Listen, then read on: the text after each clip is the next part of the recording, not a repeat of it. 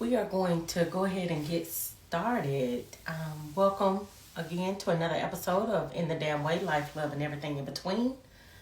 I am your host and creator, Brandy Alexander, the real Brandy Alexander. And I welcome you tonight to our show titled Replenishing Your Self-Esteem Through Your Flaws. So last week we were talking about colorism. And if you missed it, I'm sorry. I didn't post it. I didn't want to post it because I felt like there was more that needed to be said about the whole colorism and what it does to you. But before I actually get into that topic, I just want to talk about flaws, right? So people truly have misconceptions about beauty or what it means to have flaws. Some people feel like, and I'm talking more so to the younger people, some people feel like that you have to be perfect. You have to have this cute shape. You have to have this beautiful hair. You have to have it all together in order to be considered perfect. Lies. Okay. But the thing about those things is when we look out into the world and we look on social media, everybody is portraying that perfect is the best way to be, right? If you're not perfect, if you're not trending, if you're not this, you're not that, you're not in this circle of those of the haves, right? You're part of the have-nots. You don't have it because you're not what society is telling you is beautiful, or society is telling you it's perfect. And so tonight I definitely want to step on that because a lot of the things that society wants you to be messes with your self-esteem really, really bad. And as a person who has dealt with self-esteem issues, I'm here to tell you, like, it's not fun to have to reinvent yourself. Not fun. And so I feel for those who try to raise themselves to what society considers beautiful or considers to be the trending thing to be, because unfortunately trends come and trends go. That's the nature of a trend. It doesn't stay around. It's not going to last forever. So while you're trying to get yourself to be what the end thing to be is today, someone somewhere is already on to something else and just waiting for it to trickle down to your circle of people. And so I thought about several different places where self-esteem plays a part and the types of things that affect your self-esteem. And you may fall into one of these categories, but nevertheless, these are just some of the categories that sparked my interest, because I know these are some of the categories that I found self-esteem issues in. When we talk about school, for those that are in high school, maybe you're not the smartest, right? Maybe it takes you may not be in advanced classes, you may be in regular classes. Some may consider that a flaw. Or you may be in the regular classes, but you may be even slower than the regular people. People use that as a flaw. You don't have the trendy attire. So let's just say it's skinny jeans, but unfortunately you don't have skinny jeans. All you have are boot cut jeans. So, you don't fit in. So now people want to make you feel some type of way because you're not wearing the trendy attire. Maybe you're not in the in crowd.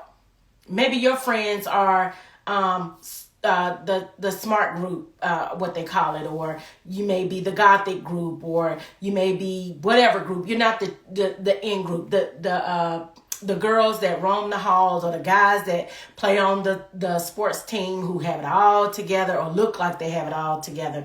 Maybe you're not with that group. So then we have a self-esteem issue. And maybe you're bused to a wealthy school and your parents aren't wealthy. And so you don't have what the other kids have. So while they may be driving their Mercedes, you're catching the bus. Or while they're going to the mall after work, you have to go to work at the mall. They're going to the mall to shop. You're going to the mall to actually work because you need the money to help out at home.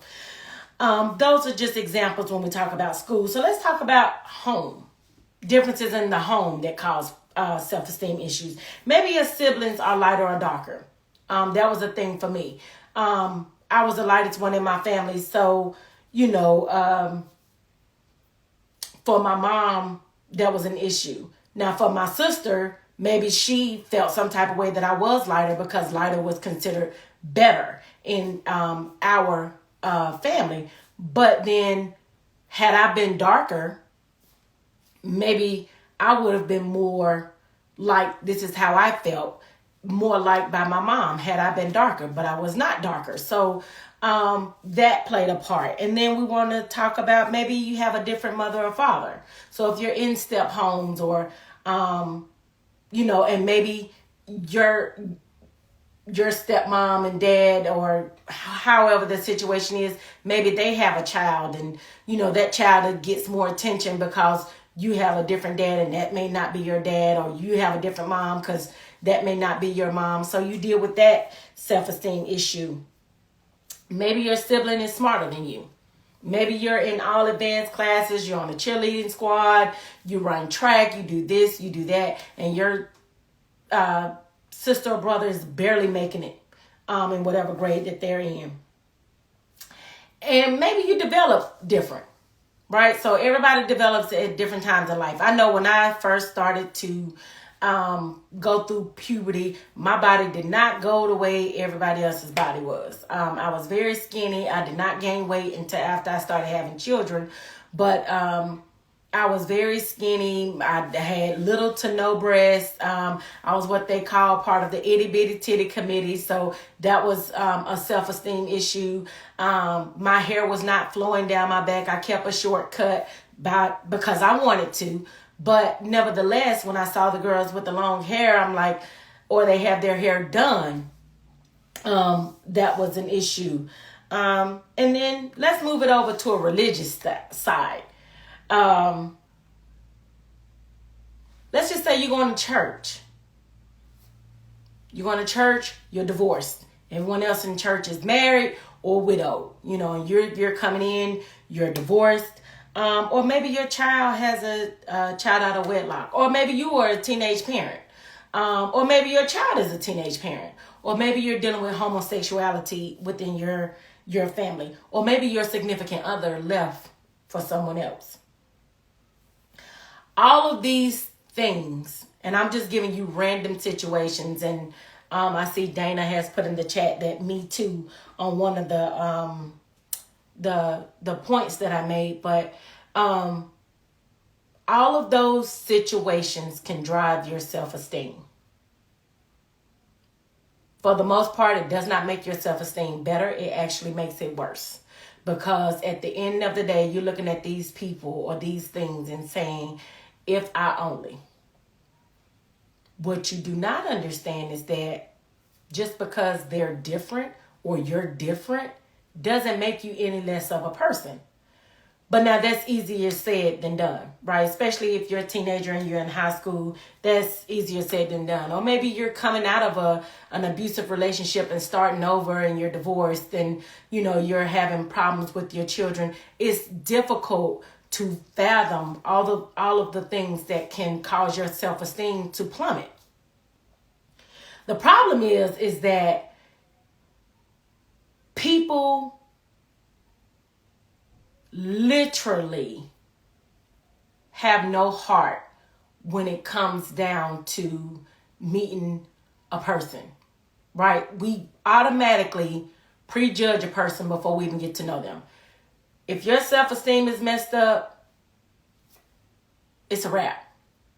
And I don't even think it has anything to do with self-esteem. I think it's more of just people being people. But why is the question? Why are we not secure enough in ourselves to say, you know what? Hey, girl, I love your hair, and not feel any type of jealousy, envy, anything bad about yourself, or maybe I shouldn't have cut my hair. Maybe I should put some weave in it so mine can look like that, or why my hair don't curl up like that, to eliminate all of that anxiety. How do we get here? I did some deep thought throughout this whole week, and even on colorism. And it takes us all the way back to when we were brought here. And this going to be a sticky subject, but I'm just going to have to say it. When we were brought here and we were divided amongst beauty, amongst strength, amongst whatever else that they used to identify us. So where we did not recognize that we were a group, we were a family. We came to a new place and they divided us. And then after they divided us, some people got treated like this, others got treated like that. What we started to do generationally is bring that into our families. We didn't think about it. You know, we really didn't. But it happened. I was thinking about the movie about Madam C.J. Walker. And I don't know if you guys have seen it with Olivia Spencer on Netflix. But nevertheless, very good movie as it relates to being different and how and what it does to your self-esteem. So here you have Madam C.J. Walker, who gained weight, husband didn't want to be with her, and you know, her self-esteem plummeted real bad. And so she meets this woman who was long hair, light skin, considered to be beauty, right? She's light, so she has got to be right on all levels. And so she starts to treat Madam C.J. Walker's hair, and when Madam C.J. Walker's hair flourishes, Madam C.J. Walker wants to go out and tell the people about this product, about this woman who's done this miracle to her hair. And the woman says that she is not an example of what beauty is, and so she cannot do it. But now to the flip side of that story, her mom, the one who was doing Madam C.J. Walker's hair, I'm sorry, I don't know her name, but her mom had been raped by the master of their plantation. And out of that came this red, light-skinned, fair-skinned woman with long hair. And her mom basically said, and her mom was a dark-skinned woman, just like Madam C.J. Walker. And her mom's response to her was, and I'm paraphrasing here, I sent you, you're beautiful. You're light-skinned. You're supposed to be out there making money. I let whatever happen so that you can go out there and make sure you take care of me. You have to take care of me because of who you are. And I know that you can make it because of what your skin looks like and what your hair looks like. Both ladies suffered deeply because of what society told them what beauty was. Both of them suffered because of their flaws. This woman was made out of rape. I can't imagine what that did to her self-esteem. And she felt like she had to put others down. So anytime you have to put someone else down, you definitely have a self-esteem issue. I'm sorry. That's just period, point blank. But then you have, on the flip side, you have Madam C.J. Walker, who, you know, husband had left her and beat her, and, you know, all her hair had fallen out, who was, you know, trying to make it in a world where she was not what society looked at as a businesswoman, as someone who would make it. And so I said all of that to say, there is no perfect regimen. No perfect regimen whatsoever. When we look at social media, we look at these stars, beautiful, beautiful. But when, you know, it came out that Jay-Z allegedly cheated on Beyonce. Beyonce is one of the most beautiful women in the world, according to society. And this happened to her. So my question is, why do we wake up and allow our self-esteem to take over? It doesn't help us accomplish anything. It doesn't help us become anything. All it does is weigh us down with stress and guilt and shame. And we can't produce good fruit if we're living in bad fruit. So I did a little exercise today to kind of go with the conversation. And I hope you guys are following me pretty well. I wrote down my flaws. I am a teenage parent, divorcee. I'm an adulterer. I'm a high school dropout. I have stolen. I have lied. I have cheated. I have smoked. I have drank. And I'm not talking about just drank a glass of wine. I have drank in excessiveness to where I was drunk. Now, a lot of people would take this clip from this podcast and post it and talk about me. And that's fine. I want you to talk about me. Because when you talk about me, I want you to also say, I'm a homeowner. I'm a survivor. I'm very much so educated. I'm a CEO. I'm an author.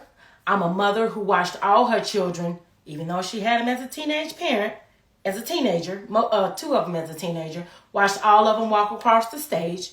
Two of them graduated from college. I live by myself and I take care of myself and my children when they were children. They're adults now.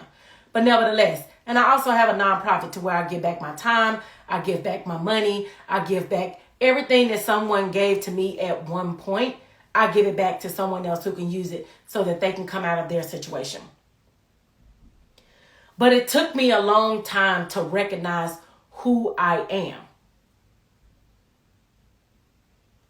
And for the longest time, I lived in who I was. I lived in what I had done because I allowed other people to tell me that's who I was. I hope y'all hear me and catching what I'm saying. There are a lot of people out here who would like to nail you to the cross because of who you was and what you've done or what you're doing. Those type of people can walk away, kick rocks, burn for all I care, because they do not help those who are actually suffering from the things that they've gone through. Now, when I look back over what I've gone through or who I was or what I am, because even though I'm not a teenage parent, that's still me. I can't change that. Only thing that I can say that I'm delivered from would be what I have done.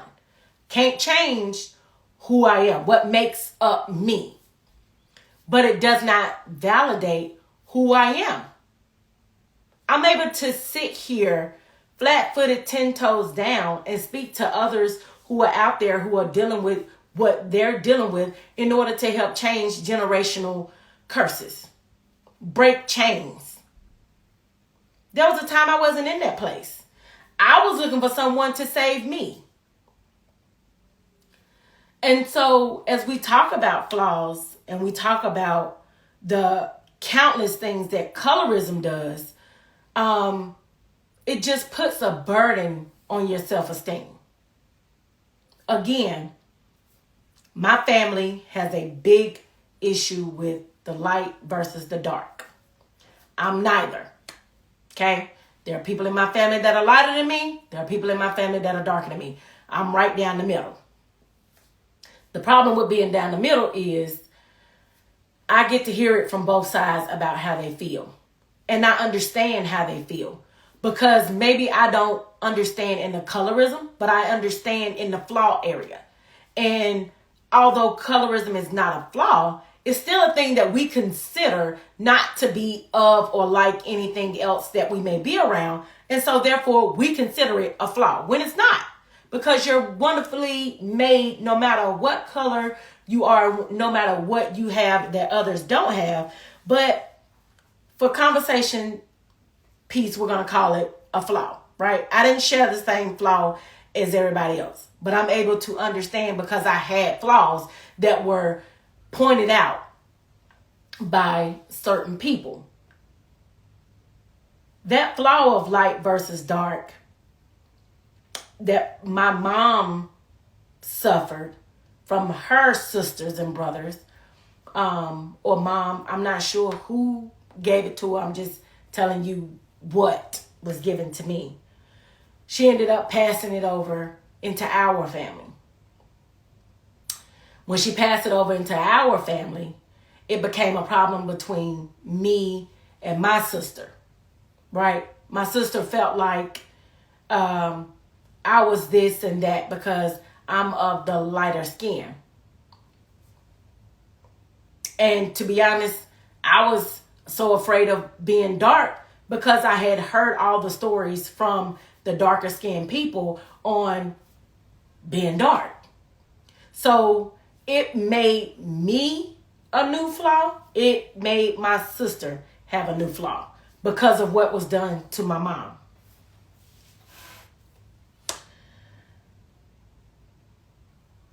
It's hurtful. It's very hurtful. And it can take years to overcome. And when I say years, I say years. Okay? I'm 42. And my mom and I have just started having that conversation in hopes of repairing our relationship, hopefully soon. But it takes time. Because you're talking about years of hurt and pain to get to where, years of hurt and pain that we have to go through in order to get to years of happiness and future and hope and all that good stuff. We have to work through all of that first. And so going back to the movie I was talking about, it took Madam C.J. Walker years to stand, on her feet and be confident in what she was doing and become the woman that she knew that she could become. It took her years. But within that, she developed a flaw. She's provoking flawless behavior on her daughter, who may or may not have been a lesbian, I'm not sure. But she didn't want anything to have a flaw within their family because she had already been through that. And so now you want your daughter to pretend, put a mask on, pretend that she's not in love, and this is according to the movie, she's not in love with another woman because it puts a stain on the family. That's exactly what flaws and low self-esteem does. It makes you put on a mask, and you want everything around you to be perfect. Nothing around me is perfect. I have been broke. I have been fired. I have been dumped. I have been homeless. I have had bad credit. Again, like I told you, I have stolen, I have lied, I have cheated. And I tried to fix it all with smoking and drinking. That's me. That's the bad part of me, if that's what you call a bad part of me. That's me. And for a long time, I tried to hide it. I put my mask on. When I showed up, I was cute. We got on name brand clothes, we got on name brand shoes. Nobody knows that my credit card is maxed out because, I'm making sure we all got it. Or my account is overdrawn. Because we got it all together. Got my mask on.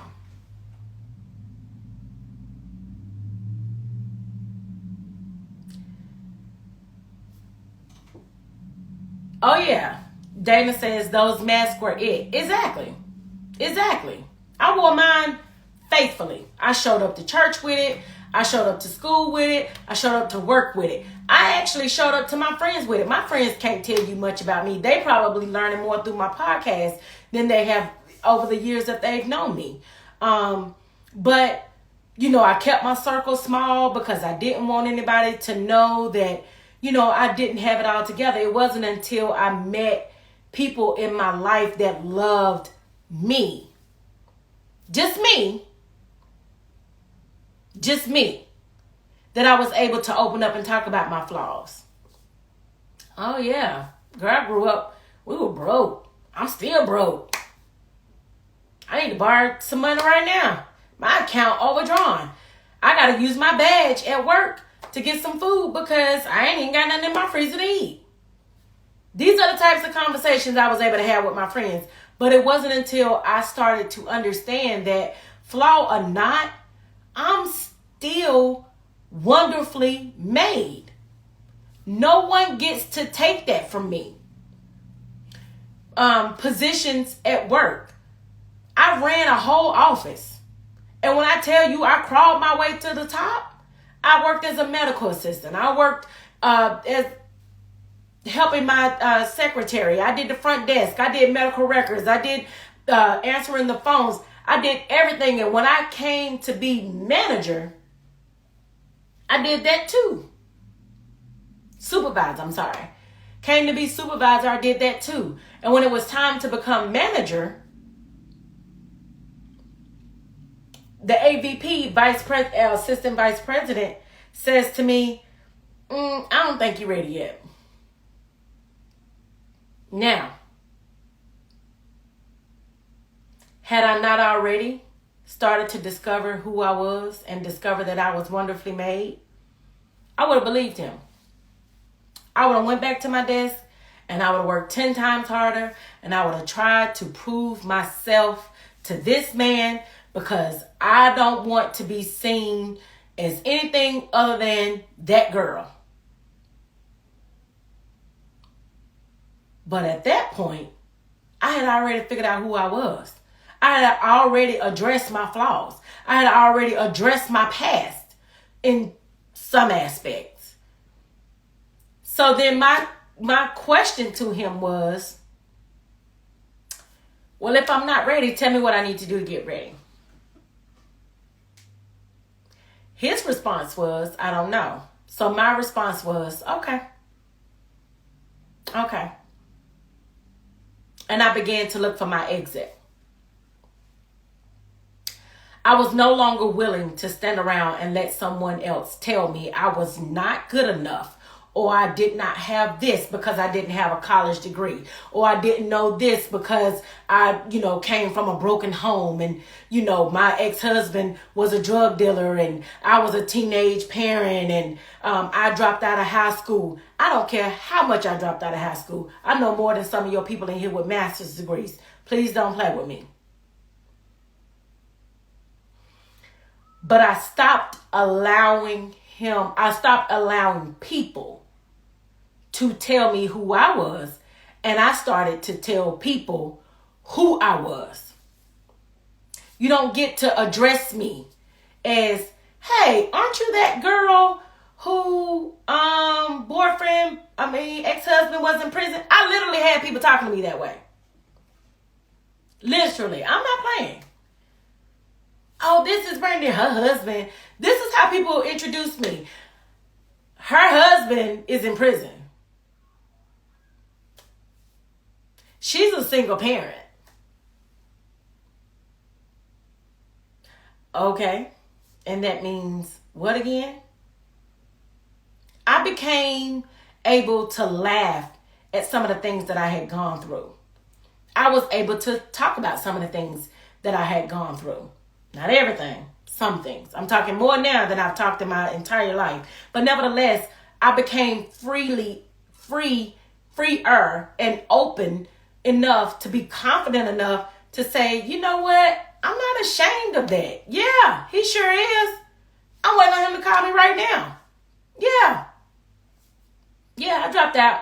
Yeah, I got 3 kids, and they all two in the Duke TIP program. Probably smarter than you, and you have a whole life bachelor's degree and they're 12 years old. This is the type of mentality that I started to have, but I started to believe in me. I didn't wait for somebody else to make me believe in me. I started to do it on my own. When I dealt with relationships or situations, I did that.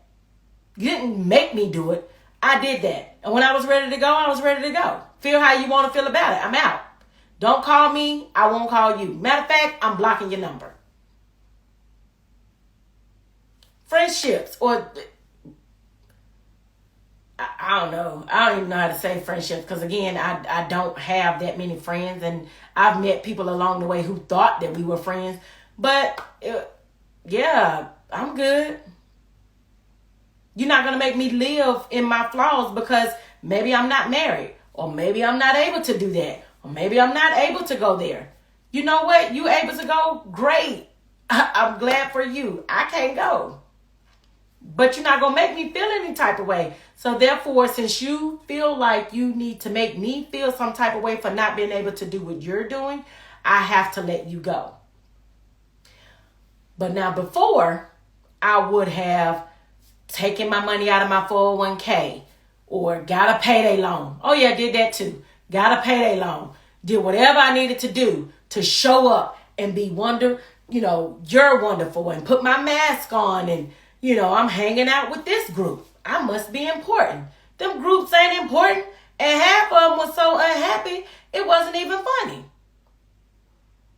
I remember one time going to this woman's house.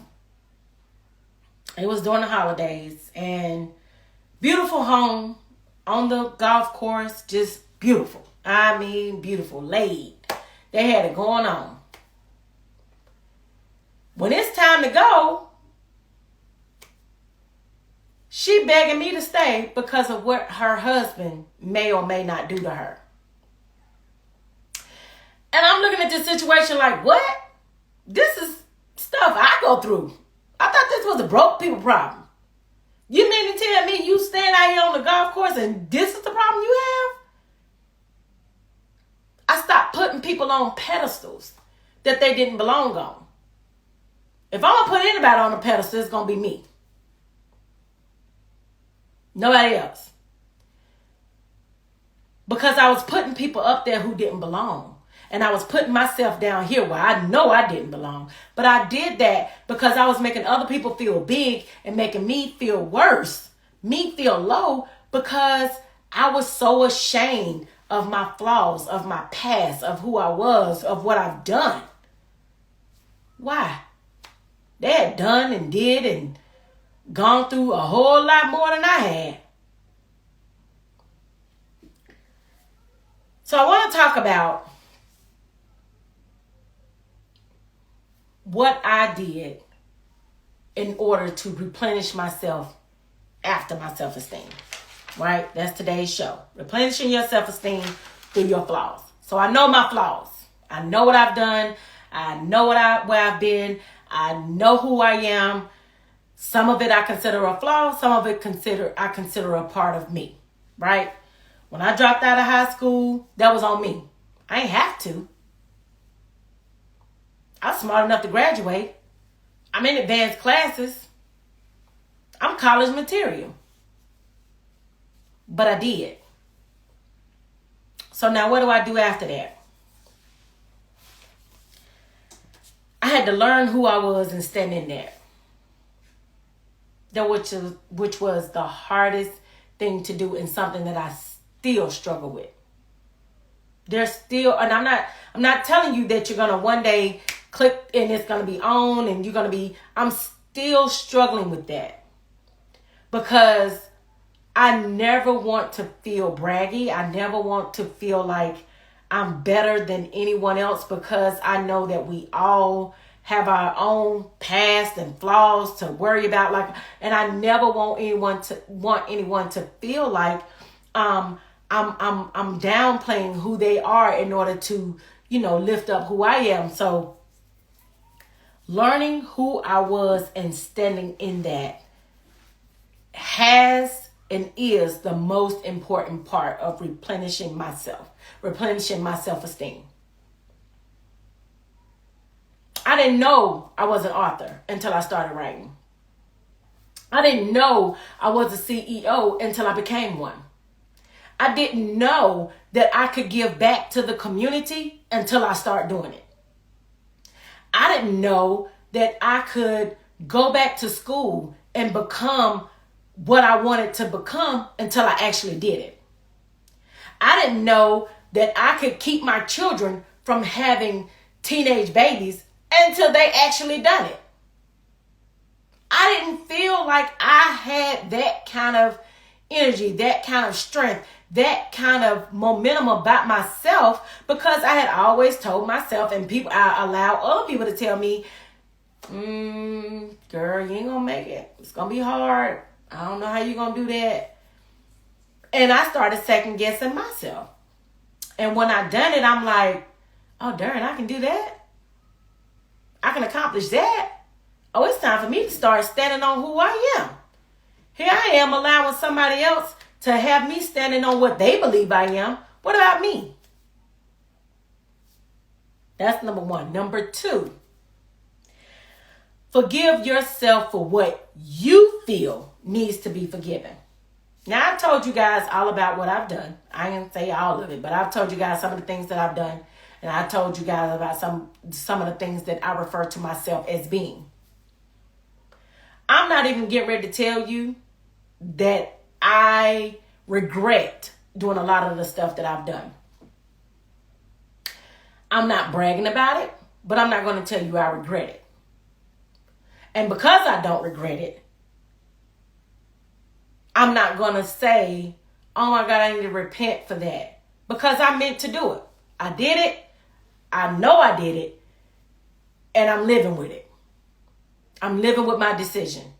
And when I look at my children, having my first child at 16 and my next one at 17 or 18, I ain't ashamed about that. I love my children.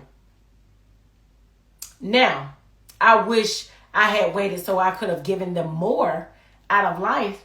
But then I'm glad I had them when I did, because I was able to grow with them and teach them things in the moment. I wasn't ashamed to say I was this, or I wasn't ashamed to talk about that, because I had already been through it. Now, there were some things that they surprised me with I wasn't ready for. But nevertheless, it happened. And I'm young enough and open enough now to where we can have more conversations. But I'm not going to forgive everything that I've done, but I will forgive what I feel like needs forgiving. Because if I'm ashamed of anything, then that gives people room to talk about me in that area. Understand what I'm saying? So I no longer want anyone to be able to give me their opinion about me through my flaws. I want you to be able to give me your opinion of me because of who I am. And so if I stand on who I am and I have forgiven all that I have forgiven about me, you can't use that against me. But if I'm still holding on to it and ashamed of it, and you find out about it, and then I'm like, oh Lord, I'm giving you the right to use that against me. And I refuse to have my self-esteem torn down now that I've built it up to the way it is. Sorry for my haters, but not going to be able to do it. Next, after you have learned who you are and standing in it, forgive yourself for the things that you feel like needs to be forgiven. Then I need for you to establish who you are. Right?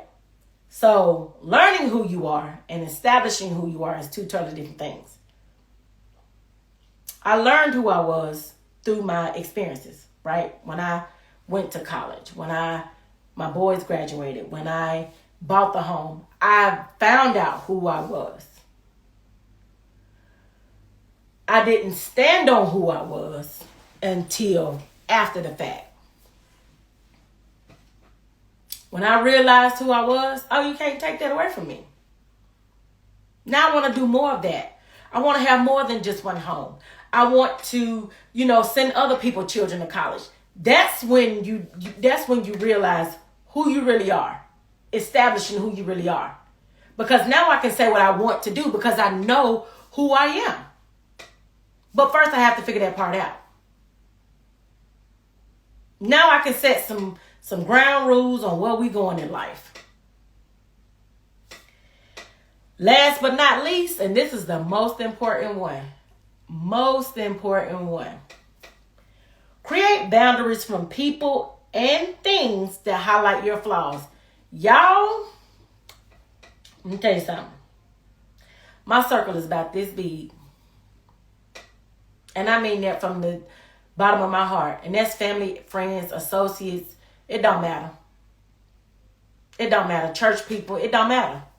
I took my circle from being this big to this big. Why? Because I was giving too many people access to me. And because they had so much access to me, and I'm the type of person that will pick up when you ring, or when you call, I was giving them too much permission into my life. And so they felt the need to speak on my life. You can't speak on anything you didn't have any hand in fixing, changing, or in the beginning messing it up. You got no right to speak on that. But these people thought they had a right to do that. So I had to create some new boundaries. And I ain't done creating boundaries. Creating boundaries is something that you're going to find you're going to constantly have to do. Because people constantly change. And I'm constantly seeing things in people that maybe I didn't see yesterday. So now, where I was able to talk to you for an hour, now you can only get about 5 minutes of my time. I may not cut you off altogether. Or I may not cut you off right now. Because you still have potential to do better. But consistently showing up as wrong doesn't consistently keep you in my life. It helps me to chip away and create those new boundaries so that I can live a peaceful life. So that I can enjoy my flaws and laugh at them and tell other people about them. And hopefully help other women, children, boys, whatever, understand that you're going to make mistakes. You're going to be different. No two people are ever going to be the same. I had said something one time, and I can't even remember how I said it, but we are all different. But we all are the same because we are different. Everybody's the same because no two people are alike. Even twins. There is something one is going to be different than the other. That's the one thing we have in common is that we're all different. But that's the one thing that makes us unique, is that we are different.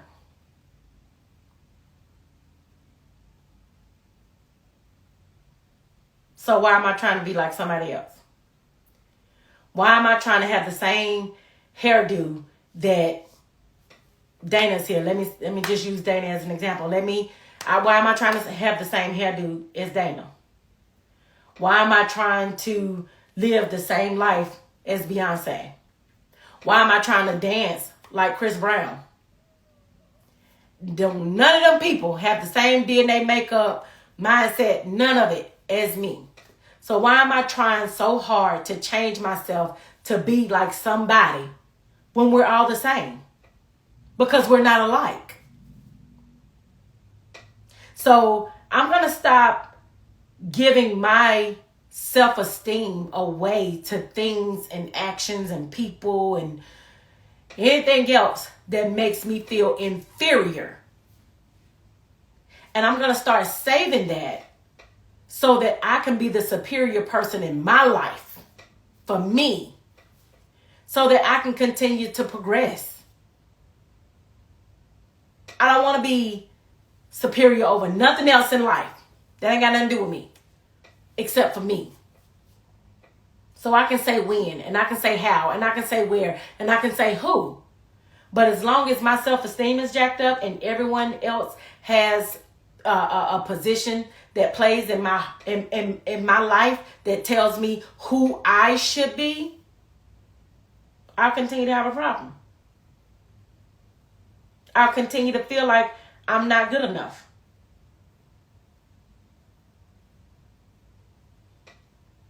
I hope y'all caught it. I thought that was very good. I mean, like I said, I've been meditating on this thing the whole week. And I typically do. I don't just come off the cuff and say, whatever piss me off. I don't operate in that realm, and I won't start operating in that realm. But what I will say is, when I'm giving it to you, it's something that's deep in my heart. And again, self-esteem is something that we all have an issue with because we're so busy trying to be like someone else. And when we had the topic last week about colorism, and I got off the phone and I was talking to one of my friend girls, and we were talking about how if a light-skinned boy made her mad, she wanted to be with dark-skinned boys. And if a dark-skinned boy made her mad, then she was back on light-skinned boys. If a heavy guy made her mad, then she didn't like heavy guys no more. Now she likes skinny guys. All these things that we judge people and tear down their self-esteem. But we're all different. So why does it even matter? If you piss me off, then I'm going to blame you. I don't want to be bothered with you. But I can't keep grouping people and saying that, all the light-skinned girls, I don't like y'all. Or all the boys with Cadillacs, I don't like y'all because, my ex had a Cadillac and I don't like men with Cadillacs. We tearing people down when we ought to be lifting people up. And that's generationally so deep. It's going to take a lot to change things. But it can be changed. It can be changed. How can it be changed? I'm going to reiterate once again. Learn who you are and stand in that. No matter what you do. I know that I am an adulterer. I know that I am a divorcee. I know that I'm a teenage parent. I know that I was a high school dropout. And guess what? And I ain't looking and checking for nobody. I got my kids through school. I ended up graduating and going on to college. So why am I so hell-bent on what I did years ago? No. We're not doing that. Forgiving yourself for what you feel needs to be forgiven. Nobody else get to tell you what that is. If you feel like it was wrong when you done it, or you feel like you need to forgive yourself for it so that you can move forward, do that. It's okay. I had to forgive myself for allowing myself to be in an abusive relationship from age 14 to 20-something years old. And that's okay. I did that. And I forgive myself for that. Because there are some things I did not know. And that's okay. But no one gets to judge me and say, oh, girl, why you stay with him so long? Because I did. Yeah, because I did. And if you didn't help me or by giving me a place to stay, or you didn't help me by getting me some counseling, it's none of your business. Why you still with your ex-husband? He in prison. Because I am. Yeah. Unless you're getting ready to pay my rent or help me take care of my kids, does it really matter? How does that affect your life? I don't feel bad about what I did. I'm not going to let you make me feel bad about it either. Realize who you are. Establish who you are. Okay, I know what I've accomplished. So now I know who I am. Now that I know who I am, I'm about to tell you what I'm getting ready to do. And then create boundaries from people, things that tear down your self-esteem. Because, baby, I'm going to tell you something.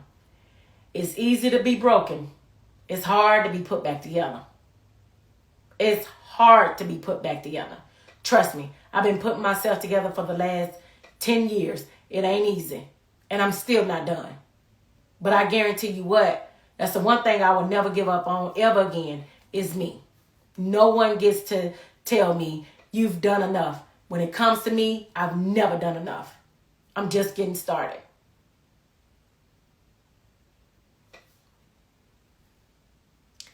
I hope you guys have enjoyed the show. I do want to put two things out there. One, if you don't know me, I do have a nonprofit. It's called Love First. We do things throughout the community. And so I did want to put that out on this platform as well.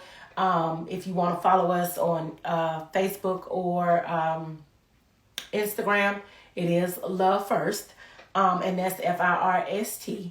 And then also, I also do CPR training. So if you are looking for someone who does CPR training, you can reach me at love1sthealthservices.com.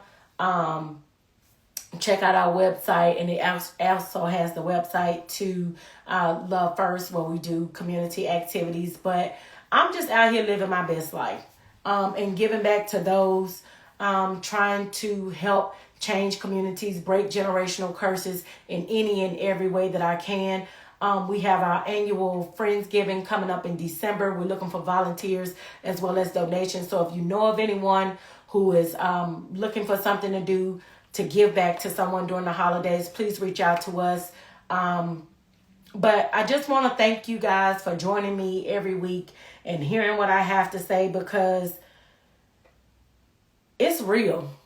And the sad thing about it is we're so afraid to have the conversations because we're afraid of what people are going to say. Well, I'm just here to tell you, people are going to talk about you whether you're doing good or you're doing bad. So you may as well put it out there yourself so that can't nobody talk about you. Create your narrative.